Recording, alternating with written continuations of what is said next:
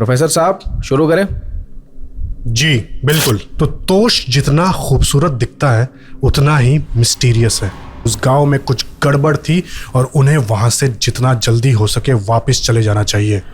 साहिल ने जब कैमरा देखा तो वो दंग सा रह गया। उस बूढ़ी औरत ने साहिल को चाय के लिए पूछा और अपने घर बुलाया। साहिल ने मजे में हाँ कर दिया, लेकिन इसके बाद जो हुआ वो आप सपने में भी नहीं सोच सकते। आज भी हिमाचल के कई गांव ऐसे हैं जो आम लोगों की नजरों से महफूज हैं। ये गांव है तो बेहद खूबसूरत, लेकिन ये अपने अंदर कई भयानक राज दफनाए हुए हैं। बहुत लोग आते तो यहाँ शांति की खोज में हैं, पर कभी कभी ये वादियां अपने भयानक रहस्यों से उन्हें हैरान होने पे मजबूर कर देती है। ऐसे ही एक भयानक गांव की कहानी हम सुनेंगे आज हमारे प्रोफेसर से। प्रोफेसर साहब शुरू करें। जी बिल्कुल। ये कहानी है हिमाचल की खूबसूरत वादियों में बसे एक छोटे से गांव जो कि तोश के पास है, जहां चार दोस्त जाते तो हैं प्रकृति का मजा लेने और कुछ रोमांचक करने, बिना ये जाने कि उनके साथ वहां क्या अनहोनी होने वाली थी। वो कहते हैं ना, कोई चीज अगर बेहद खूबसूरत होती है तो अक्सर उतनी ही खतरनाक भी होती है। ऐसे ही अगर हिमाचल के लोकल्स की माने तो तोश जितना खूबसूरत दिखता है उतना ही मिस्टीरियस है। चार दोस्त राहुल, निशांत, शशि हिमाचल के एक गांव में जाकर ट्रैकिंग करने का प्लान करते हैं। यह गांव शशि के दोस्त का था जो अब शहर जाकर पढ़ाई करता था।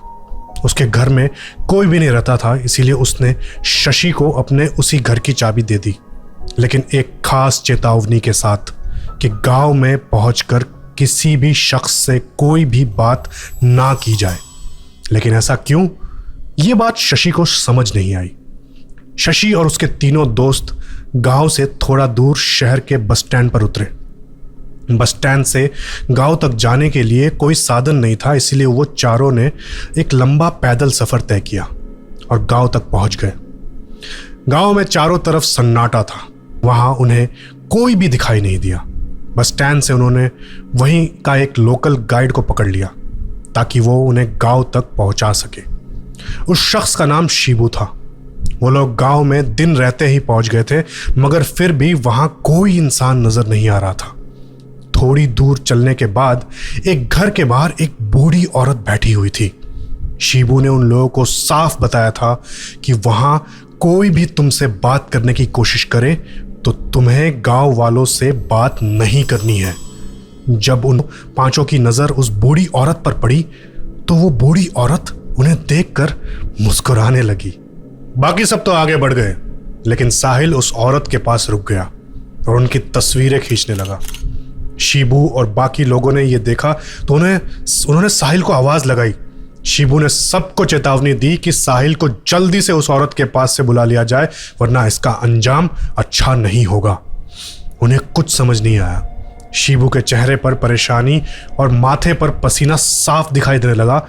यहां शशि को भी अपने दोस्त की बात याद आ गई, पर साहिल उस औरत से बात करने में मग्न था। शशि ने साहिल को आवाज लगाई, मगर उसने अनसुना कर दिया। उस बूढ़ी औरत ने साहिल को चाय के लिए पूछा और अपने घर बुलाया। साहिल ने मजे में हाँ कर दिया और उस औरत की दहलीज पर कदम रखने ही वाला था कि तभी शशि ने भागकर उसका हाथ पकड़ लिया और उसे वहां से खींच लिया। शिबू और शशि काफी डर गए थे, जबकि बाकी लोग हंसने लगे। राहुल ने साहिल को चिढ़ाया और उससे पूछा कि अब तेरा आंटियों में भी इंटरेस्ट आने लग गया है क्या? रात के वक्त सभी दोस्त घर के बाहर बॉनफायर का मजा ले रहे थे। साहिल अभी तक उस औरत के बारे में ही सोच रहा था। साहिल घर की दहलीज पर बैठा था और निशांत अपना गिटार बजा रहा था। तभी शशि साहिल के पास आया और उसने आवाज दी। शशि के छूने से साहिल हिल सा गया और डर के मारे चीख पड़ा। तभी शशि ने उससे पूछा, क्या तुम ठीक हो? साहिल ने हाँ में सर हिलाया और कहा कि हाँ वो ठीक है। साहिल वहीं बैठा बियर पी रहा था कि तभी उसे ख्याल आया कि उसने उस औरत की तस्वीरें खींची थी, इसलिए वो घर के अंदर दौड़ के गया और अपना कैमरा निकाला। साहिल ने जब कैमरा देखा तो वो दंग सा रह गया।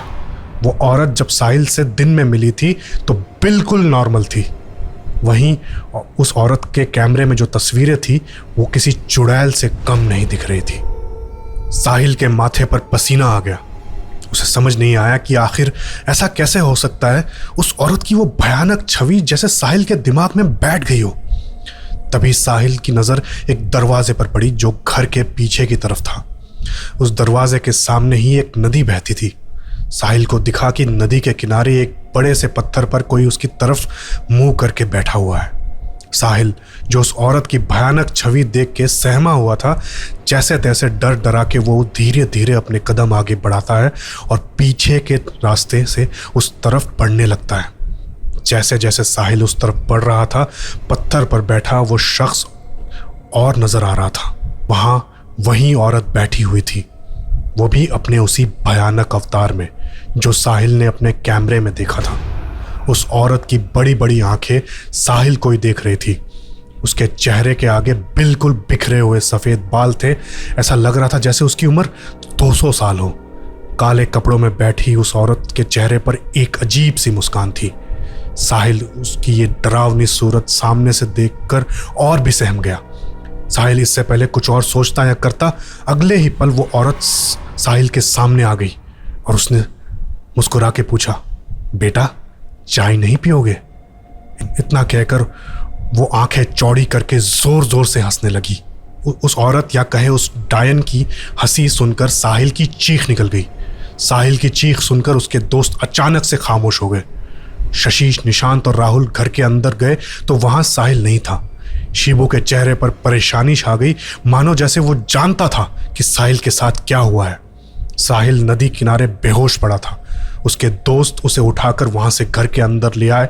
कुछ देर बाद जब साहिल को होश आया तो शिबू ने उससे पूछा कि वो नदी के पास क्या कर रहा था।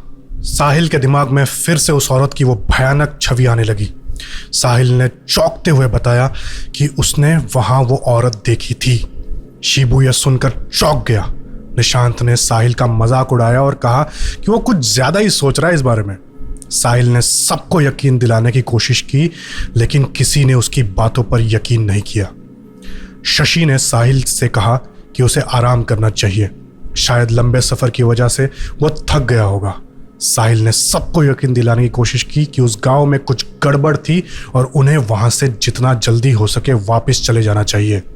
शिबू ने सब जानते हुए चुप रहना सही समझा, क्योंकि वो चारों उसकी कमाई का जरिया थे। जब किसी ने साहिल की बात नहीं मानी तो उसने सभी को बोला, रुको मैं तुम्हें अपना कैमरा दिखाता हूँ। साहिल जब कैमरा ढूंढने लगा तो उसने देखा कि उसका कैमरा उसके पास नहीं था। वो हैरान था यह सोचकर कि उसका कैमरा अचानक से कहाँ गायब हो गया। निशांत ने उससे कहा कि पहले कैमरा ढूंढ लेते हैं और फिर उस औरत के बारे में बात करेंगे। साहिल को अचानक याद आया कि कहीं वो उस कैमरे को नदी किनारे तो नहीं छोड़ आया। साहिल ने राहुल से रिक्वेस्ट की और कहा कि चल मेरे साथ उस नदी किनारे से कैमरा ले आते हैं। साहिल और राहुल दोनों कैमरा ढूंढने लगते हैं।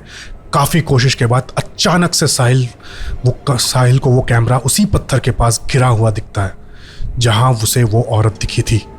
वो फटाक से कैमरा को उठाता है और बोलता है कि देखो तुम सब मेरी बात नहीं मान रहे थे ना, अब मैं तुम्हें वो फोटो दिखाता हूँ। राहुल भी साहिल के एक्सप्रेशंस देखकर सहम गया और सोचने लगा कि कहीं ये सच तो नहीं बोल रहा है। तभी साहिल ने कैमरा खोला और राहुल को उस औरत की भयानक तस्वीर दिखाई, लेकिन इसके बाद जो हुआ वो आप सपने में भी नहीं सोच सकते। साहिल राहुल से एक रिएक्शन एक्सपेक्ट कर रहा था जो कि इतनी डरावनी तस्वीर देखने के बाद जायज थी। साहिल ने चिल्लाकर राहुल से पूछा, अबे कुछ बोलेगा? अभी भी राहुल बिल्कुल शांत था, जैसे या तो उसे फर्क नहीं पड़ रहा था या वो बहुत सदमे में है। साहिल ने उसकी ओर ध्यान से देखा। राहुल को देखने के बाद साहिल की चीख निकल गई। राहुल की आंखों से आंसुओं की तरह खून बह रहा था। इससे पहले कि साहिल उसे संभाल सके, अचानक से राहुल नदी किनारे उस बड़े पत्थर की ओर भागता है और वहां जाके अपना सर जोर जोर से उस पत्थर पे पटकता है। चारों तरफ खून ही खून था। अपने दोस्त को ऐसा करते हुए देख सदमे में साहिल फिर से बेहोश हो गया। जब साहिल की आंखें खुलती है, निशांत, शशि और उनका गाइड शिबू तीनों उसे घेर के खड़े मिलते हैं। ये इसे जोर से पूछने लगते हैं कि साहिल तू फिर से बेहोश हो गया और राहुल कहाँ है? वो भी तो तेरे साथ ही गया था। तू हमें बताएगा कि आखिर यहां चल क्या रहा है। साहिल ने जैसे ही सुना कि राहुल का कोई अता पता नहीं है, वो जोर जोर से रोने लगा और कहने लगा कि वो ले गई उसे, वो राहुल को ले गई। मैंने बोला था ना, ये जगह ठीक नहीं है, यहां से चले जाना चाहिए। इनकी बातें चल ही रही थी कि अचानक से दरवाजा कोई बहुत जोर जोर से पीटने लगा। निशांत को लगा कि राहुल आया होगा और वो दरवाजा खोलने के लिए आगे बढ़ने लगा कि तभी अचानक से शिबू ने जोर से चिल्लाया, दरवाजा मत खोलना, नहीं तो वो सबको ले जाएगी। अरे पागलो, इस गांव में एक डायन है और वो हम सब की बलि दे देगी। निशांत ने उसकी ना सुनी और वो हिम्मत करके दरवाजे की तरफ बढ़ने लगा कि तभी अचानक वो आवाज बंद हो गई। निशांत ने सबसे कहा कि उन्हें इसी वक्त राहुल को ढूंढने जाना चाहिए। साहिल और शशि भी यही चाहते थे, लेकिन उन दोनों का डर उन्हें ये करने नहीं दे रहा था। शिबू ने फिर से सबको चेतावनी दी कि अगर कोई बाहर गया तो वो जिंदा नहीं बचेगा। तभी घर के बाहर से जोर जोर से चीखने और रोने की आवाजें आने लगी। इस बार सभी लोगों को वो आवाजें बहुत साफ सुनाई दे रही थी। ऐसा लग रहा था कि कभी कोई बच्चा चीख रहा है तो कभी कोई औरत। निशांत और शशि को भी अब यकीन हो गया था कि यहाँ कुछ तो गड़बड़ है। ये सब चल ही रहा था कि तभी सबने देखा कि शिबू एक कोने में बैठा हुआ है और मन ही मन कुछ पढ़ रहा है। निशांत ने उसे पकड़ा, उससे पूछा कि वहां क्या हो रहा है। शिबू ने आखिरकार मुंह खोला और बताया कि इस गांव में इंसानों पर काला जादू हुआ करता था, जिसकी वजह से बहुत लोगों की जान भी चली गई थी। इस डर से गांव के बहुत लोग अपने घर छोड़कर कहीं और जाके बस गए। जिस औरत को साहिल ने देखा था और जिसने राहुल को भी गायब किया है, वो एक डायन है और मरने से पहले वही गांव के लोगों पर तंत्र क्रियाएं किया करती थी। उसकी ही वजह से ये पूरा गांव तबाह हो गया। शिबू की बातें सुनकर सभी घबरा गए थे। साहिल की बातें अब सबको सच्ची लगने लगी थी। वो आवाजें उन्हें और तेज तेज आने लगी। निशांत ने घर से बाहर जाने का सोचा, लेकिन बाकी लोगों ने उसे रोकने की कोशिश की। निशांत ने बिना किसी की बात सुने घर से बाहर जाने का मन बना लिया। धीरे धीरे वो दरवाजे की तरफ बढ़ा और जब उसने झट से दरवाजा खोला तो देखा कि बाहर कुछ नहीं था। निशांत ने सबको समझाया कि शायद वहां कोई जंगली जानवर आया होगा, लेकिन तभी साहिल की नजर नदी के उस पार पड़ी, जहां जंगलों में आग की तेज लपटें उठ रही थी और चीख पुकार की आवाजें अब उस जलते हुए जंगल से आ रही थी। शिबू के पैर कांपने लगे और उसने अपनी आंखें अपने दोनों हाथों से बंद कर ली। वो जोर जोर से चिल्लाने लगा, उधर मत देखो, जो भी उस आग में देखता है वो अंधा हो जाता है। सभी घर के अंदर चलो, वरना सब खत्म हो जाएगा। यह कहकर शिबू अपनी बंद आंखों को लेकर घर के अंदर चला गया। वो जंगल में तेज जलती हुई आग, वो भयानक चीखें और शिबू की यह हालत, ये सारी चीजें देखने के बाद किसी में इतनी हिम्मत नहीं थी कि वो आगे बढ़े और अपने दोस्त राहुल को ढूंढे। सभी बिना कुछ बोले घर के अंदर भाग गए और सुबह होने का इंतजार करने लगे। सुबह के 5 बज चुके थे। राहुल अब तक लापता था, या यूं कहे कि उस डायन की बलि का शिकार बन चुका था। उन तीनों ने वो पूरी रात खौफ और सदमे में गुजारी। अपने दोस्त राहुल को खोने का दुख उन तीनों को था, लेकिन अब पछताने के सिवा उनके पास कुछ नहीं बचा था। शशि, साहिल और निशांत तीनों सूरज की पहली किरण के साथ अपने घर के लिए निकल गए। राहुल एक अनाथ बच्चा था जिसके माता पिता बचपन में ही गुजर गए थे और अब राहुल भी शायद इस दुनिया में नहीं था। सभी ने शहर जाकर राहुल की एक मिसिंग रिपोर्ट लिखवाई और पुलिस को बताया कि उनके ट्रिप के दौरान राहुल कहीं चला गया था।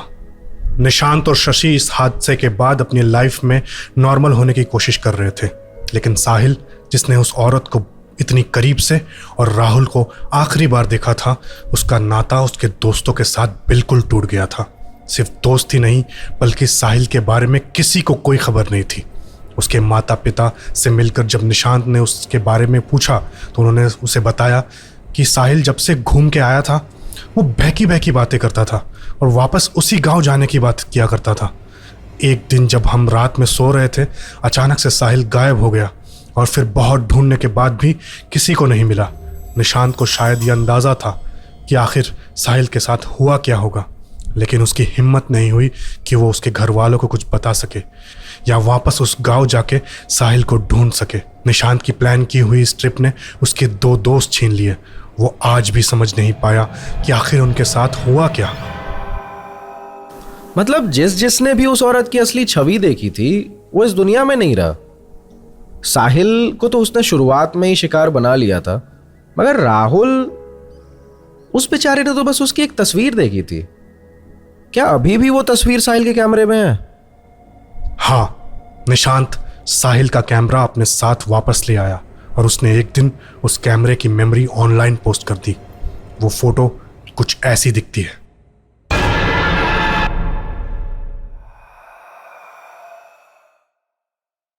अगर आपको ये कहानी पसंद आई तो सब्सक्राइब कीजिए हमारा YouTube चैनल और डाउनलोड करिए 8 app to listen to such bone chilling stories on your finger tips.